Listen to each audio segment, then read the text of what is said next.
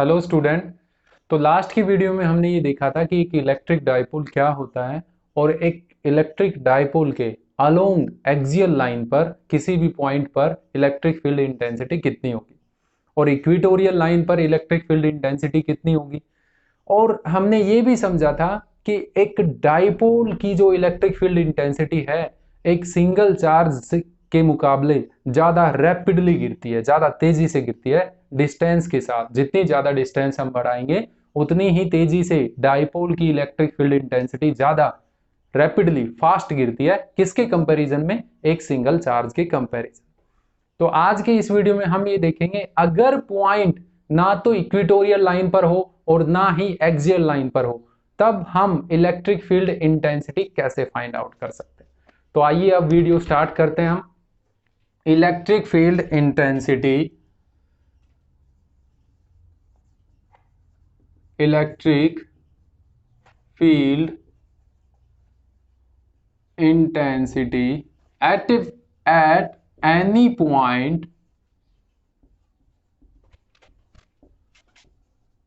due to an electric dipole, an electric dipole मतलब electric field intensity हम find out करेंगे किसी भी पॉइंट पर और एक इलेक्ट्रिक डाइपोल। तो अब देखिए यहां पर हम सपोज कर लेते हैं हमारे पास ये नेगेटिव चार्ज और ये क्या, पॉजिटिव चार्ज। ये हमारे पास एक डाइपोल है, ठीक है। डाइपोल मूवमेंट इसका कितना दे रखा है? P दे रखा है। ये मैंने लिख लिया इसका डाइपोल मूवमेंट P। अब हमें यहां पर क्या फाइंड आउट करनी है? किसी P पॉइंट पर। ये P पॉइंट है और ये P क्या है? Dipole movement. अगर आपको कंफ्यूजन हो रही है तो मैं इस पॉइंट को नेम दे देता हूं A, ठीक है, कैपिटल ए। ये डाइपोल का हमारे पास सेंटर हो गया O, ठीक है, जो कि इस डाइपोल से कितनी डिस्टेंस है? R डिस्टेंस दे रखी। हमें उस पॉइंट की डिस्टेंस दे रखी है डाइपोल से कितनी डिस्टेंस पर है? R डिस्टेंस पर। और साथ के साथ ये भी बता रखा है कि ये डाइपोल के साथ कितने डिग्री का एंगल बनाता है? थीटा डिग्री का, ठीक है। मतलब R की वैल्यू दे रखी है और थीटा की वैल्यू दे रखी है हमें, और हमें बता रखा है डाइपोल मोमेंट। अब हमें electric field intensity find out करनी है A पर, ठीक है। अब ना तो ये पॉइंट एक्सियल लाइन पर है और ना ही क्या है? इक्वेटोरियल लाइन पर। तो हम कुछ ऐसा करेंगे कि ये पॉइंट एक्सियल लाइन पर भी हो जाए और इक्वेटोरियल लाइन पर हो जाए। तो ये कैसे पॉसिबल है? तो देखिए यहां पर ये डाइपोल मूवमेंट एक कैसी क्वांटिटी है? Vector quantity. इसको हम दो पार्ट्स में क्या कर देंगे? दो कंपोनेंट्स में स्प्लिट कर देंगे। हमें पता है कि एक वेक्टर को दो कंपोनेंट्स में क्या किया जा सकता है? स्प्लिट। तो अब देखिए एक कंपोनेंट तो इसके अलोंग लाई करेगा और दूसरा कंपोनेंट ये लाई करेगा। तो P की जगह हम दो कंपोनेंट ले सकते हैं डाइपोल मूवमेंट के।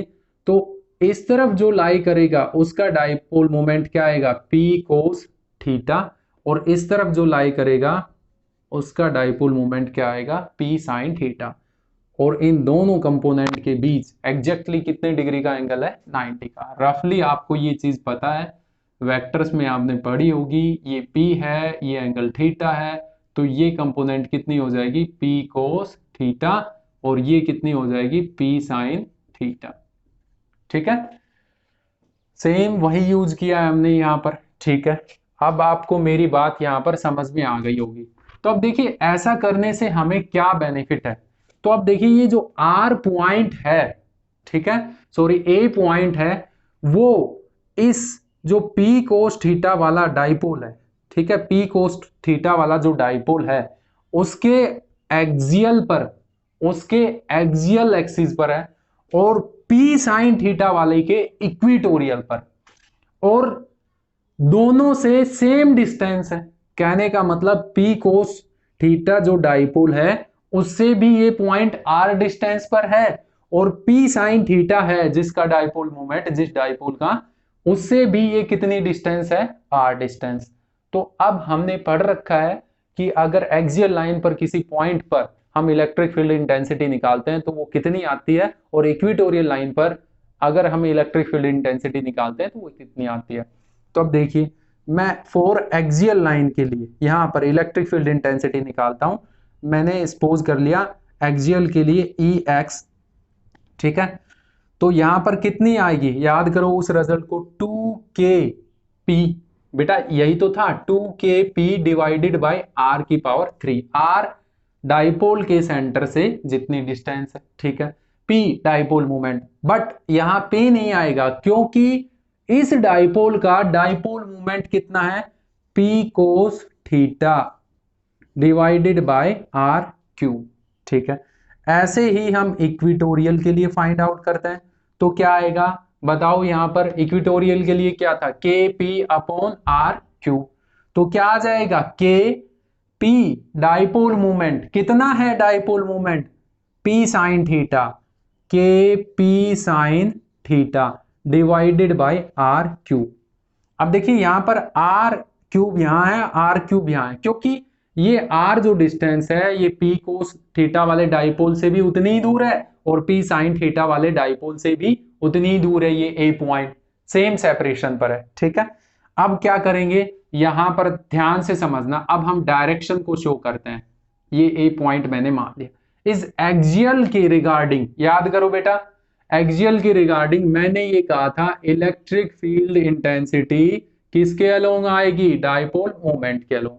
तो इसका डाइपोल मोमेंट एक्सियल की रिगार्डिंग ऐसे है, तो ये आ जाएगी हमारे पास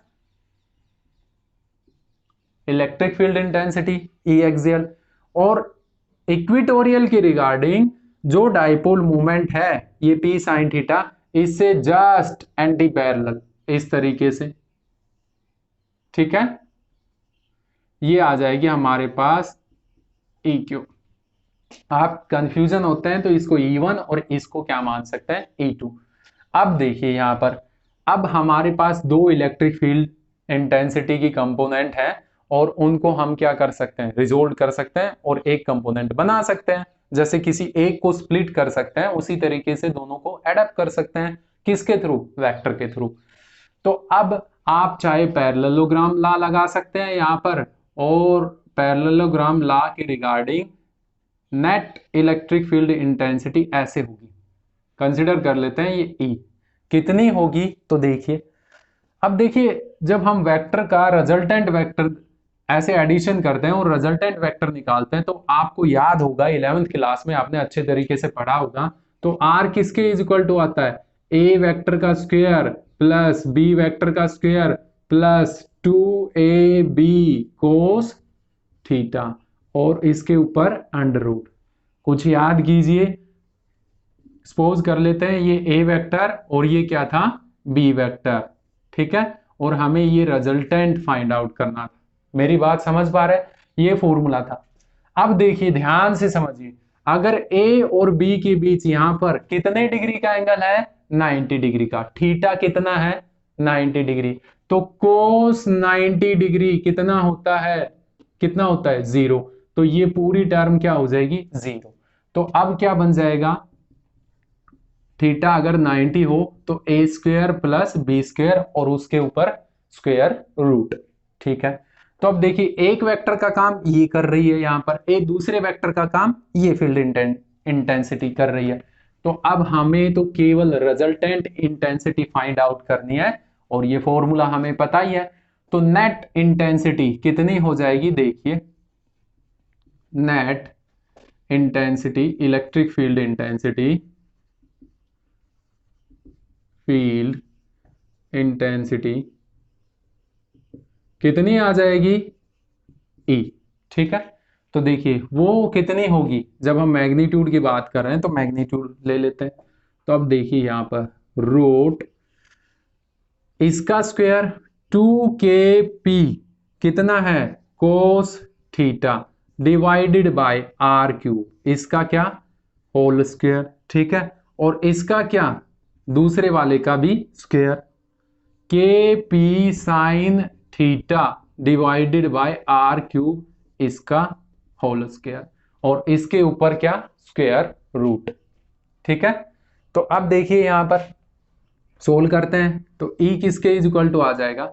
अब इन दोनों में से जो कॉमन निकलता है बाहर उसको कॉमन निकालेंगे और इस स्क्वायर रूट से अंडर रूट से क्या करेंगे हम बाहर निकालने की कोशिश करेंगे। तो देखिए यहां पर नीचे क्या है r की पावर क्यूब और उसका क्या स्क्वायर, तो r की पावर क्यूब, ठीक है, r की पावर 3 है और क्या है उसका स्क्वायर।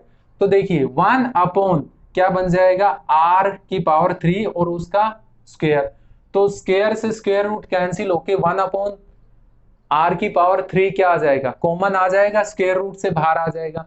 इसी तरीके से k भी कॉमन आ जाएगा, p भी कॉमन आ जाएगा, ठीक है। तो इसका मतलब के पी अपॉन r की पावर 3 स्क्वायर रूट से क्या हो गया बाहर, अंदर क्या बच गया 2 कोस थीटा, 2 कोस थीटा उसका क्या स्क्वायर, ठीक है, प्लस साइन थीटा उसका क्या स्क्वायर। तो अब इसको सोल्व करते हैं तो 2kp डिवाइडेड बाय r की पावर 3 और इसको सोल्व करेंगे तो 4 कोस square theta plus sine square theta. Further इसको हम ऐसे लिख सकते हैं 3 cos square theta plus cos square theta. अरे भैया ऐसे भी तो लिख सकते हैं 4 कोस स्क्वायर थीटा को 3 cos square theta plus cos square theta, ठीक है। तो ये कोस स्क्वायर थीटा इस साइन स्क्वायर थीटा के साथ मिलकर क्या बना देगा, sine square theta plus cos square theta किसके इज इक्वल टू होता है 1 के। तो मैं डायरेक्ट यहां पर रिजल्ट लिख रहा हूं के पी अपॉन r की power 3 root 3 cos square theta plus 1। ये हमारे पास क्या आ गई इसका मैग्नीट्यूड, किसका नेट इलेक्ट्रिक फील्ड इंटेंसिटी, ठीक है। अब हम अगर डायरेक्शन फाइंड आउट करना चाहें तो डायरेक्शन फाइंड आउट करेंगे तो याद कीजिए हम सपोज कर लेते हैं ये एंगल हम कितना सपोज कर लेते हैं अल्फा।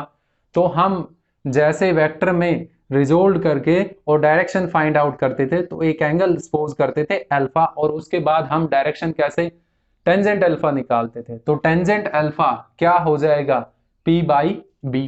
तो P देखिए P कितनी है ये और B कितनी है ये, मतलब E equatorial divided by E equatorial divided by E axial. तो डायरेक्शन इसकी जो डायरेक्शन आएगी वो क्या आ जाएगी हमारे पास टेंजेंट अल्फा। तो टेंजेंट अल्फा ये तो हमारे पास E की वैल्यू आ गई और जब डायरेक्शन निकालते हैं तो टेंजेंट अल्फा क्या आएगा हमारे पास ये साइड डिवाइडेड बाय ये साइड। अरे भाई यही तो P है और ये क्या है B है और वही क्या बनता है टेंजेंट बनता है। तो ये कितनी है हमने कैलकुलेट कर रखी है K P sine theta divided by K P sine theta divided by are cube. अब डिवाइडेड बाय ये कितनी है 2kp sine cos theta divided by R cos theta divided by are cube. तो kp से kp cancel, r की power 3 से r की power 3 cancel. तो ये क्या बन जाएगा 1/2 टेंजेंट थीटा। ये क्या बन गई इसकी डायरेक्शन, ठीक है। अगर इसके अलोंग देखना हो तो देखिए बेटा ध्यान से समझिए, ये एंगल तो P के अलोंग देखनी है हमें, थीटा निकालना है या एंगल निकालना है। तो ये कितना थीटा और उसके बाद भी इस पे कितना अल्फा। तो नेट एंगल P के अलोंग क्या बनेगा अल्फा प्लस थीटा, ठीक है, अल्फा प्लस थीटा। ये डायरेक्शन हो गई और ये क्या हो गई मैग्नीट्यूड। तो जल्दी से आप इसको नोट कर लीजिए, फिर हम चेक करते हैं क्या ये रिजल्ट हमारे इक्विटोरियल और एक्सियल रिजल्ट को वेरीफाई करता है या नहीं करता है। तो देखते हैं हम। तो मैं इसको रफ कर देता हूं अभी।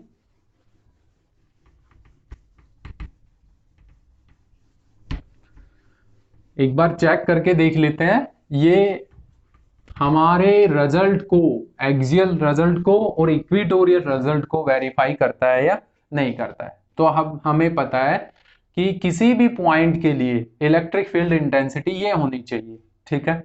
तो देखिए फॉर एक्सियल भी एक्सियल लाइन पर पॉइंट हो, तो इस, जैसे कि हमने ये पॉइंट माना था, यहां देख लेते हैं, ये एक्सियल लाइन सपोज कर लेते हैं, ध्यान से समझना, माइनस क्यू और ये प्लस क्यू, और यहां हम निकालना चाहते हैं। तो पहले ये पॉइंट यहां था और ये थीटा था, अगर ये पॉइंट शिफ्ट होके एक्सियल पर आ गया तो थीटा की वैल्यू कितनी हो गई अब, 0। ठीक है, फॉर एक्सियल थीटा कितना होगा, 0 डिग्री। तो अब 0 डिग्री वैल्यू पुट करके देख लेते हैं इसमें। तो देखते हैं यहां पर कोस 0 कितना होगा, यहां पर 0 पुट करेंगे तो ये कोस 0 बन जाएगा। कोस 0 कितना होगा, 1। तो 3 + 1 कितना बन जाएगा, 4। और 4 का स्क्वायर रूट कितना बनेगा, 2। तो रिजल्ट कितना आ जाएगा, 2kp डिवाइडेड बाय r3। और यही हमारे पास एक्सियल का रिजल्ट है। हमें पता है कि एक्सियल में क्या होता है, 2kp डिवाइडेड बाय r⁻3। अब इक्विटोरियल के लिए, अब ध्यान दीजिए, इक्विटोरियल के लिए ये माइनस और ये सपोज कर लेते हैं प्लस, ये एनी पॉइंट, ये थीटा। इक्विटोरियल के लिए ये पॉइंट यहां शिफ्ट होना चाहिए, मतलब ये एंगल कितनी डिग्री का होगा, 90 डिग्री का। तो 90 पुट करेंगे यहां पर, तो ये टर्म तो पूरी क्या हो जाएगी, 0। स्क्वायर रूट किसका होगा, 1 का। तो 1 का स्क्वायर रूट क्या आएगा, 1। तो इसका मतलब फॉर इक्वेटोरियल थीटा कितना होगा, 90 डिग्री।